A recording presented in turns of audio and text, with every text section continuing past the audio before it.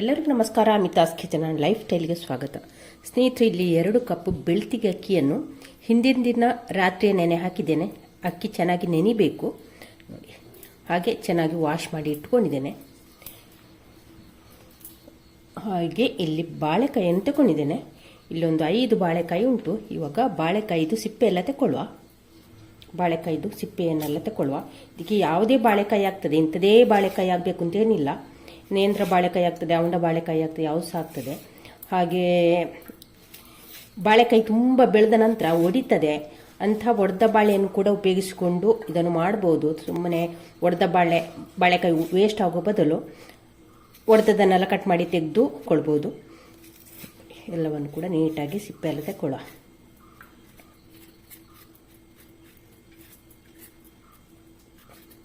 ನೋಡಿ, ಈ ರೀತಿ ಸಿಪ್ಪೆನೆಲ್ಲ ತಗೊಂಡಾಯಿತು. ಇದೇ ರೀತಿ ಎಲ್ಲ ಬಾಳೆಕಾಯಿದು ಕೂಡ ಸಿಪ್ಪೆಯನ್ನು ತೆಗೆಯುವ. ಇವಾಗ ಇಲ್ಲಿ ಬಾಳೆಕಾಯಿ ಸಿಪ್ಪೆನೆಲ್ಲ ತಗೊಂಡಾಯಿತು. ಹಾಗೆ ಇಲ್ಲಿ ನೀರನ್ನು ಕೂಡ ಇಟ್ಟುಕೊಂಡಿದ್ದೇನೆ. ಈಗ ಈ ನೀರಿಗೆ ಒಂದು 1/4 ಗ್ಲಾಸ್ನಷ್ಟು ಹುಳಿ ಮಜ್ಜಿಗೆಯನ್ನು ಹಾಕ್ತಿದ್ದೇನೆ. ಮಜ್ಜಿಗೆ ಹಾಕಿದರೆ ಉಂಟಲ್ಲ, ಬಾಳೆಕಾಯಿ ಕಪ್ಪಾಗೋದಿಲ್ಲ. ನೀವು ಬಾಳೆ ಪುಂಬೆ ಇರ್ಬೋದು, ಬಾಳೆಕಾಯಿ ಇರ್ಬೋದು, ಕಟ್ ಮಾಡೋದು ಉಂಟಲ್ಲ, ಮಜ್ಜಿಗೆ ನೀರಿಗೆ ಕಟ್ ಮಾಡಿ ಹಾಕಿ ಬಾಳೆ ಪುಂಬೆನೆಲ್ಲ. ಅಂದರೆ ಕಪ್ಪಾಗೋದಿಲ್ಲ, ಬಿಳಿಯೇ ಇರ್ತದೆ. ಇಲ್ಲಾದ್ರೂ ಒಂದು ಸ್ವಲ್ಪ ಕನೇರು ಬರ್ತದೆ. ಆನಂತರ ಇಲ್ಲಿ ನೋಡಿ, ಬಾಳೆಕಾಯಿ 4 ಭಾಗ ಮಾಡಿ ಹೀಗೆ ಚಿಕ್ಕ ಚಿಕ್ಕದಾಗಿ ಕಟ್ ಮಾಡಿ ಈ ನೀರಿಗೆ ಹಾಕ್ತಾ ಇದ್ದೇನೆ. ಹೀಗೆ ಎಲ್ಲವನ್ನು ಕೂಡ ಕಟ್ ಮಾಡುವ. ಹೀಗೆ ಬಾಳೆಕಾಯಿಯನ್ನು 4 ಭಾಗ ಮಾಡೋದು. ಕಟ್ಟಿಂಗ್ ಟ್ರೇ ಇಟ್ಕೊಳ್ಬೋದು, ನಾನು ಕೈಯಲ್ಲೇ ಮಾಡ್ತಾ ಇದ್ದೇನೆ. ಆನಂತರ ಇದಕ್ಕೆ ಕಟ್ ಮಾಡಿ ಹಾಕಿದರೆ ಆಯ್ತು ನೋಡಿ. ಹೀಗೆ ತೆಳ್ಳಗೆ ಕಟ್ ಮಾಡಿ ಹಾಕುವ. ಇದೇ ರೀತಿ ಎಲ್ಲ ಬಾಳೆಕಾಯಿಯನ್ನು ಕೂಡ ಫಸ್ಟಿಗೆ ಮಾಡಿ ಇಟ್ಟುಕೊಳ್ಳುವ. ನೋಡಿ, ಬಾಳೆಕಾಯಿನೆಲ್ಲ ಕಟ್ ಮಾಡಿಕೊಂಡಾಯಿತು ಈ ರೀತಿ. ಇವಾಗ ಇದನ್ನು ನಾವು ಪಕ್ಕಕ್ಕೆ ಇಟ್ಟುಕೊಳ್ಳುವ. ಈಗ ಇಲ್ಲಿ ನೆನೆಸಿದಂಥ ಅಕ್ಕಿಯನ್ನು ಮಿಕ್ಸರ್ ಜಾರಿಗೆ ಹಾಕಿಕೊಳ್ಳುವ. ಪೂರ್ತಿ ಅಕ್ಕಿ ಹಾಕಿಕೊಳ್ಳೋದು ಬೇಡ, ಅರ್ಧದಷ್ಟು ಅಕ್ಕಿಯನ್ನು ಹಾಕಿಕೊಳ್ಳುವ. ಬೇಕಾದರೆ ಗ್ರೈಂಡರಿಗೆ ಕೂಡ ಹಾಕಿಕೊಳ್ಬೋದು. ನೋಡಿ, ಅರ್ಧದಷ್ಟು ಅಕ್ಕಿಯನ್ನು ಹಾಕ್ಕೊಂಡಿದ್ದೇನೆ. ಈಗ ಅಕ್ಕಿ ರುಬ್ಲಿಕ್ಕೋಸ್ಕರ ನೀರನ್ನು ಕೂಡ ಹಾಕ್ತಿದ್ದೇನೆ.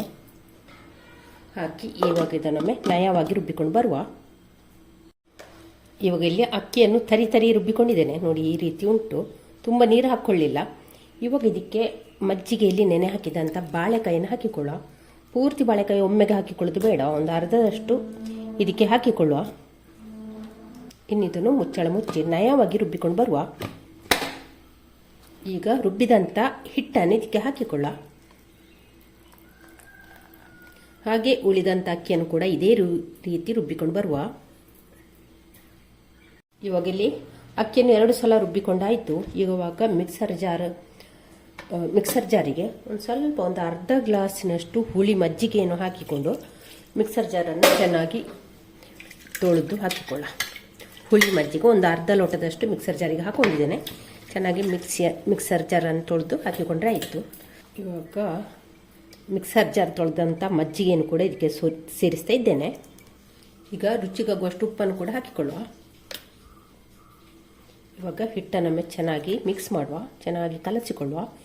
2 ಸಲ ಅಕ್ಕಿ ರುಬ್ಬಿದ್ದೇವಲ್ಲ, ಹಾಗೆ 2 ಹಿಟ್ಟು ಕೂಡ ಚೆನ್ನಾಗಿ ಮಿಕ್ಸ್ ಆಗಬೇಕು. ಹಾಗೆ ಉಪ್ಪು ಕೂಡ.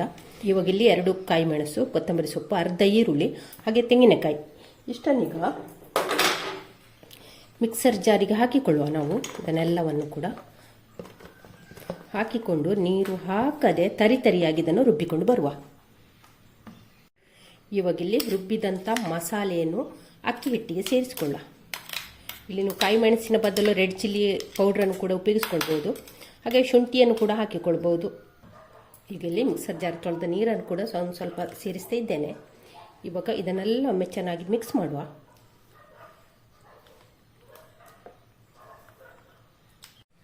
ಇವಾಗ ನೋಡಿ, ಹಿಟ್ಟನ್ನೆಲ್ಲ ಚೆನ್ನಾಗಿ ಕಲಸಿಕೊಂಡಾಯಿತು.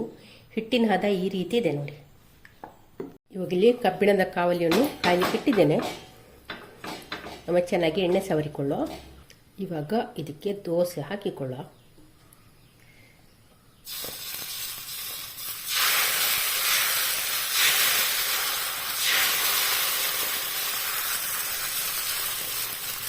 ನೀರು ದೋಸೆ ಹಾಕ್ತೇವಲ್ಲ, ಅದೇ ರೀತಿ ಹಾಕಿಕೊಂಡ್ರೆ ಆಯಿತು. ಇನ್ನು ಮುಚ್ಚಳ ಮುಚ್ಚಿ ಇದನ್ನು ಬೇಯಿಸಿಕೊಳ್ಳುವ. ಬೆಂಕಿಯನ್ನು ಹದವಾಗಿ ಇಟ್ಕೊಂಡ್ರೆ ಆಯಿತು. ಇವಾಗ ನೋಡುವ, ಇಲ್ಲಿ ನೋಡಿ ಬೇಕು ಅಂತಿದ್ರೆ ಇದನ್ನು ಉಲ್ಟಾ ಮಾಡಿ ಕೂಡ ಹಾಕ್ಬೋದು. ನೋಡಿ ಚೆನ್ನಾಗಿ ಎದ್ದು ಕೂಡ ಬರ್ತದೆ.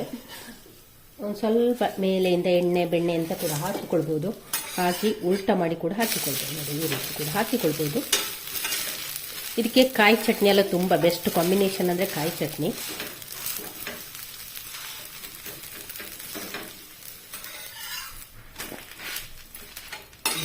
ಚೆನ್ನಾಗಿ ಬಂದಿದೆ.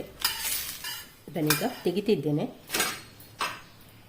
ಇವಾಗ ಇಲ್ಲಿ ಇನ್ನೊಂದು ರೀತಿ ದೋಸೆ ಮಾಡೋದನ್ನು ತೋರಿಸ್ತಾ ಇದ್ದೇನೆ.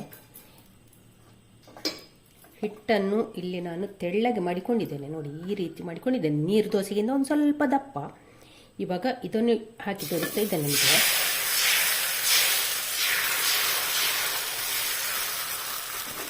ನೀರು ದೋಸೆಗಿಂತ ಒಂದು ಸ್ವಲ್ಪ ದಪ್ಪ ಉಂಟು.